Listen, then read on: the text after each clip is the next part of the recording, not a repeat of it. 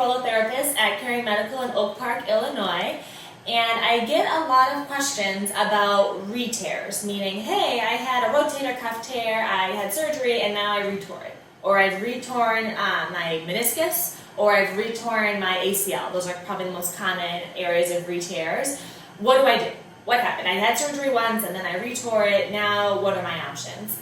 And it's interesting because oftentimes people that have rotator cuff tears have rotator cuff degeneration first. You know, as you can imagine, if you have a completely healthy tendon here and a degenerated one here, it's going to be more likely that you're going to tear the degenerated one.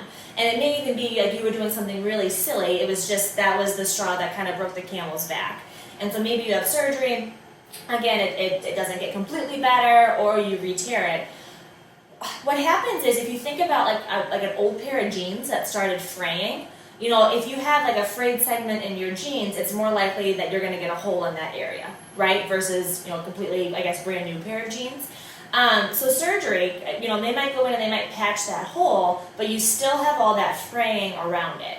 And so that's why, like, especially with rotator cuff tears, if you are still left with all that fraying, you're more likely to re-tear it. What we do at Caring Medical for patients like this, or patients that, you know, maybe have a degenerated tear and they aren't surgical candidates or they don't want surgery, is we basically can go in and try to fix the frame. You know, try to get that hole to kind of come back together and heal, and then also fix the fraying around it so that you end up with a stronger tendon that's less likely to re-tear in the future. So our non-surgical treatment essentially uses a variety of solutions that we inject into that injured tendon, often with ultrasound guidance, to basically get it to heal. So we might use dextrose, which is a sugar that's naturally found in your body, that when we inject it will actually attract cells, attract growth factors, you know, stem cells to the area to get that tissue to heal.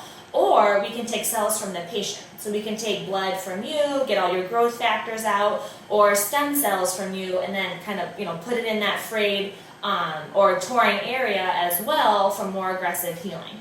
We don't just do one shot. We do what's called H3 prolotherapy. So it's comprehensive prolotherapy to actually all the injured structures around the joint.